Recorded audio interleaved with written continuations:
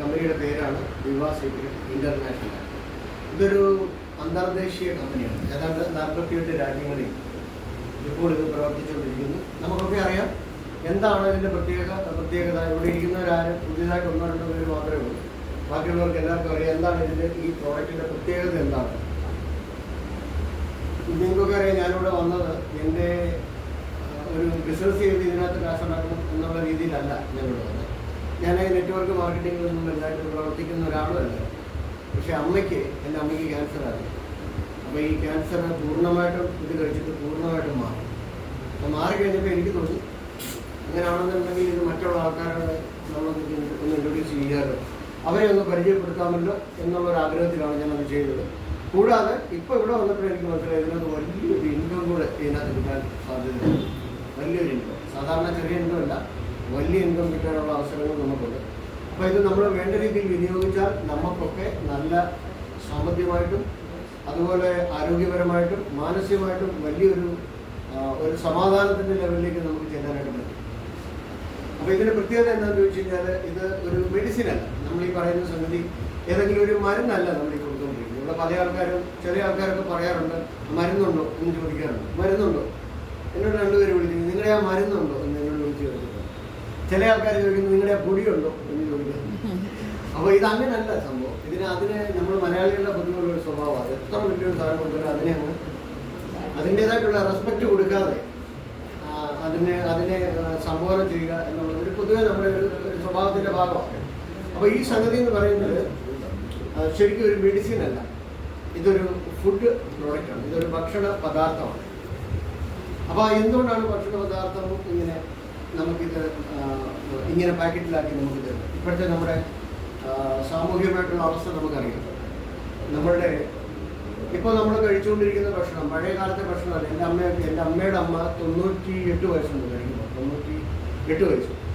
ഈ മരിക്കുന്നതിന് ഒരു 3 ദിവസം മുമ്പ് വരെ ആൾ നന്നായിട്ട് നടക്കുകയും നന്നായിട്ട് ജോലി ചെയ്യുകയും രാത്രിയിലൊക്കെ എഴുന്നേറ്റ് ഈ മുറുക്കാനിടിച്ച് കണ്ടുണ്ടോ, മുറുക്കാനൊക്കെ ഇടിച്ച് ഇങ്ങനെ ചുരുട്ടി ഇങ്ങനെ എടുത്ത് വായിലോട്ട് അതൊക്കെ മറ്റേ ഒരു കല്ലൊക്കെ ഉണ്ടായിരുന്നു. ഈ കല്ലൊക്കെ വെച്ച് നല്ലോണം രാവിലെ വെളുപ്പിന് ഒരു 3 മണിയൊക്കെ ആകുമ്പോഴത്തേക്ക് എഴുന്നേറ്റിരുന്ന് എന്നിട്ടാണ് പിന്നെ നാമത്തെ ഈ സംഗതി മുറുക്കാൻ എപ്പോഴും വായിലുണ്ടായിരുന്നു. അപ്പം നമ്മൾ ഇന്നത്തെ മുറുക്കാനത്തെ അവസ്ഥ നൽകുമ്പോൾ വായുടെ ഒരു ഭാഗവും കൂടെ പോകും. പക്ഷെ അന്നങ്ങനെ ഉണ്ടായിരുന്നില്ല. അന്നത്തെ പുകലയ്ക്കാണെന്നുണ്ടെങ്കിൽ ഇത്രയധികം കെമിക്കലില്ല. അന്നത്തെ പുകലയാണെങ്കിൽ നല്ല പോലെയായിരുന്നു, നല്ല വെറ്റിയായിരുന്നു, നല്ല വാക്കായിരുന്നു. ഇന്നൊക്കെ എല്ലാം വ്യാവസായികവൽക്കരിക്കപ്പെട്ടു. അങ്ങനെ വന്നപ്പോൾ അതെല്ലാം ഒരു വിഷാംശം കലർന്നാണ് നമുക്ക് കഴിച്ചിട്ടുകൊണ്ടിരിക്കുന്നത്. നമ്മൾ കഴിക്കുന്ന ഭക്ഷണങ്ങൾ പൊതുവെ വിഷാംശം കലർന്നിട്ടുള്ളത്, കെമിക്കൽസ് കലർന്നിട്ടുള്ള ഭക്ഷണങ്ങളാണ് നമുക്ക് പലപ്പോഴും കിട്ടുന്നത്. അപ്പോൾ അതുകൊണ്ട് എന്ത് സംഭവിച്ചു? നമ്മുടെ സ്വാഭാവികമായിട്ട് നമ്മുടെ ശരീരത്തിലേക്ക് ചെല്ലേണ്ട ന്യൂട്രീഷന്, അതുപോലുള്ള മിനറൽസ്, കാർബോഹൈഡ്രേറ്റ്, ഇതുപോലൊക്കെയുള്ള സാധനങ്ങൾക്കകത്ത് വിഷം കയറാൻ തുടങ്ങി. അപ്പോൾ അങ്ങനെ വന്നപ്പോൾ നമ്മുടെ ശരീരം എന്ന് പറയുന്നത് സെല്ലുകളുടെ ഒരു കൂട്ടമാണ് ശരീരം. അപ്പം സെല്ലാണ്. അതുപോലെ തന്നെ ആ സെല്ലിൻ്റെ ഒരു കൂട്ടത്തെ ഓർഗൻ ടിഷ്യൂ എന്ന് പറയും. ടിഷ്യൂവിൻ്റെ ഒരു കൂട്ടത്തിൽ നമ്മൾ ഓർഗൻ എന്ന് പറയും. അപ്പോൾ ഈ ഓർഗൻ എന്ന് പറയുമ്പോൾ നമ്മുടെ ഹൃദയം, നമ്മുടെ ലിവർ, നമ്മുടെ കിഡ്നി, അതുപോലെ അതൊക്കെ ഓരോരോ ഓർഗൻസാണ്. അപ്പം ഈ ഓർഗൻസിനാണ് പല ആൾക്കാർക്ക് പലപ്പോഴും കംപ്ലൈൻറ്റ് വന്നുകൊണ്ടിരിക്കുന്നത്. അപ്പോൾ ഈ ഓർഗൻസിന് അതൊരു വിഷാംശം ചെല്ലുമ്പോഴാണ് നമ്മുടെ സെല്ലിന് കംപ്ലൈൻറ്റ് ഉണ്ടാകുന്നത്. അപ്പോൾ ഈ സെല്ലിന് കംപ്ലൈൻറ്റ് ഉണ്ടാകുമ്പോൾ നമ്മുടെ ശരീരത്തിന് സെല്ലായതുകൊണ്ട് നമ്മുടെ ശരീരത്തിന് ഉണ്ടാവും. അപ്പോൾ ഈ ക്യാൻസർ വരുന്നതും ഈ കിഡ്നിയുടെ കംപ്ലൈൻറ്റ് വരുന്നതും ഈ ലിവറിൻ്റെ കംപ്ലൈൻറ്റ് വരുന്നതും ഒക്കെ സെല്ല് ഡാമേജ് ആകുന്നതാണ്. അപ്പോൾ ഇതിനകത്ത് നമ്മുടെ ഈ തന്നിരിക്കുന്ന ഈ ഫുഡ് ഒരു സെല്ലുലാർ ഫുഡാണ്. സെല്ലുലാർ ഫുഡ് എന്ന് പറയുമ്പോൾ നമ്മുടെ സ്വാഭാവികമായിട്ടും ഭക്ഷണം കഴിക്കുമ്പോൾ നമ്മുടെ വയറ്റിൽ ചെന്ന് അത് ഡൈജഷനായി എന്നിട്ടാണ് ഇതിൻ്റെ പോഷകാംശങ്ങളെല്ലാം നമ്മുടെ ഓർഗൻസിലോട്ട് പോകുന്നത്.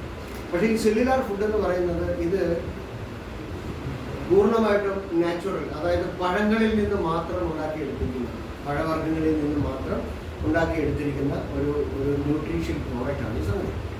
അപ്പോൾ ഇതിൻ്റെ പ്രത്യേകത എന്താണെന്ന് ചോദിച്ചു കഴിഞ്ഞാൽ ഇത് നേരെ സെല്ലിനകത്തേക്കാണ് ഇതിൻ്റെ പ്രവർത്തനം. ഇമ്മീഡിയറ്റ് ആക്ഷനാണ് നമ്മുടെ ശരീരത്തിലുണ്ടാകുന്നത്, പെട്ടെന്നുള്ളൊരു ആക്ഷൻ. അപ്പോൾ ഇതെങ്ങനെയാണ് പ്രവർത്തിക്കുന്നത്, നമ്മൾ ഇതെങ്ങനെയാണ് ഉപയോഗിക്കുന്നത്? ഇത് നമ്മുടെ നാക്കിനടിയിലേക്ക് ഇതിൻ്റെ ഒരു പാക്കറ്റ് പൊട്ടിച്ച് നാക്കിനടിയിലേക്കുള്ള രാവിലെ എങ്ങനെ വരണം? രാവിലെ നമ്മൾ എഴുന്നേറ്റ് വരുമ്പോൾ വായിൽ വെള്ളമൊക്കെ ഒഴിക്കുന്നതിന് മുമ്പ് വന്നിട്ട് ഒരു പാക്കറ്റ് പൊട്ടിക്കുക, എന്നിട്ട് നാവിനടിയിലേക്ക്. അത് 3 ഗ്രാമേ ഉള്ളൂ. ഇത് 3 ഗ്രാമേ ഉള്ളൂ. അപ്പോൾ ഇത് നാവിൻ്റെ അടിയിലേക്ക് ഇടുക. ഈ നാവിൻ്റെ അടിയിലേക്ക് ഇട്ടിട്ട് ഒരു 15 മിനിറ്റ് നേരം ഇതിനെ അങ്ങ് ഹോൾഡ് ചെയ്യണം. പെട്ടെന്ന് നമുക്ക് മെൽറ്റ് ആവാനുള്ള സാധ്യതയുണ്ട്, കാരണം ഉമിനീര് പെട്ടെന്ന് വന്ന് നായും. അപ്പോൾ അതുകൊണ്ട് പൂർണ്ണമായിട്ട് നിങ്ങളിതിനെ ഇറക്കാനൊന്നും പാടില്ല. അത് ഹോൾഡ് ചെയ്യാൻ പറ്റുന്നിടത്തോളം ഹോൾഡ് ചെയ്യണം. പക്ഷേ കമ്പനി പറയുന്നത് 15 മിനിറ്റ് നേരം ഇത് ഹോൾഡ് ചെയ്യണം എന്നാണ് പറയുന്നത്. ആദ്യം നമ്മൾ കഴിക്കുമ്പോൾ പെട്ടെന്ന് ഇത് മെൽറ്റായിട്ട് പോകും. പക്ഷേ രണ്ടാമത്തെ മൂന്നാമത്തെ ദിവസമൊക്കെ നമ്മൾ ഉപയോഗിക്കുമ്പോൾ നമുക്കൊരു കൺട്രോൾ വരും. അപ്പോൾ അങ്ങനെ ഇത് നമ്മൾ ഉപയോഗിച്ച് ഒരു 15 മിനിറ്റ് കഴിയുമ്പോൾ ഇത് ഇറക്കി ഒരു 15 മിനിറ്റ് കഴിയുമ്പോഴത്തേക്കും നമുക്ക് ഒരു ഗ്ലാസ് വെള്ളം കുടിക്കാം. അത് കഴിഞ്ഞ് 2 മുതൽ 2.5 ലിറ്റർ വെള്ളം വരെ ഒരു ദിവസം പൂർണ്ണമായിട്ട് നമ്മൾ കുടിക്കണം. രാവിലെ മുതൽ വൈകുന്നേരം വരെ 2.5 ലിറ്റർ വെള്ളം നമ്മൾ നിർബന്ധമായിട്ടും കുടിച്ചിരിക്കണം. എന്തുകൊണ്ടാണ് ഈ വെള്ളം കുടിക്കണമെന്ന് പറയുന്നത്? വെള്ളം കുടിക്കണമെന്ന് പറയുന്നത് നമ്മുടെ ടോക്സിൻസ് കിഡ്നിക്കകത്തില്ല.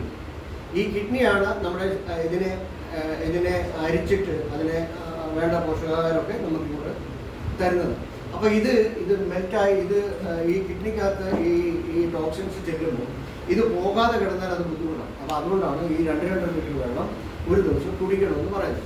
അപ്പോൾ അങ്ങനെ നമ്മൾ ഡയറക്റ്റ്ലി ഇത് നമ്മുടെ ബ്ലഡിനകത്തേക്കും അതുപോലെ നമ്മുടെ ബ്രെയിനകത്തേക്കും കയറി കഴിയുമ്പോൾ ബ്ലഡ് സർക്കുലേഷൻ കൂടും.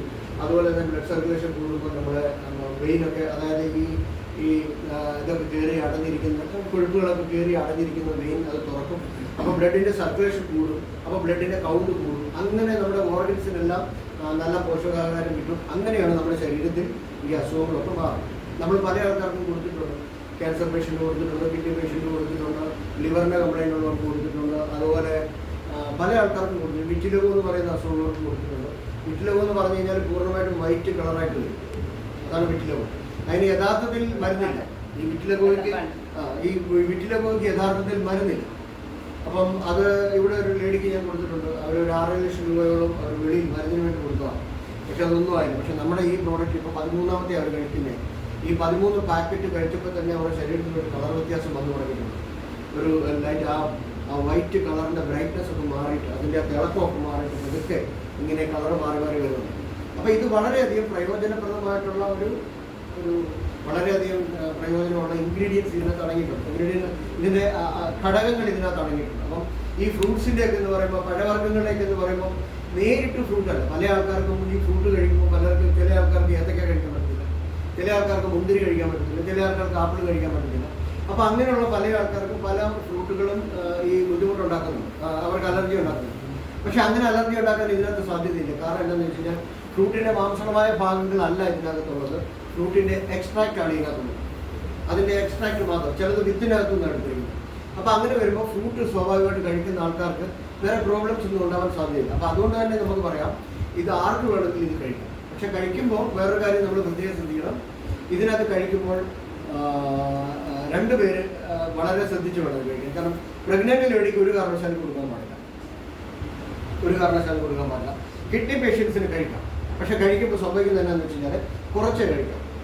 രാവിലെ ഒരു പകുതി, വൈകിട്ട് ഒരു പകുതി, അങ്ങനെ മാത്രമേ കഴിക്കാം. ഒരുമിച്ച് ഒരിടത്തും ഡയാലിസിസ് ചെയ്യുന്ന ആളാണെന്നുണ്ടെങ്കിൽ അവർ കിഡ്നിയുടെ പ്രവർത്തനം സ്വാഭാവിക രീതിയിലായിരിക്കത്തില്ല.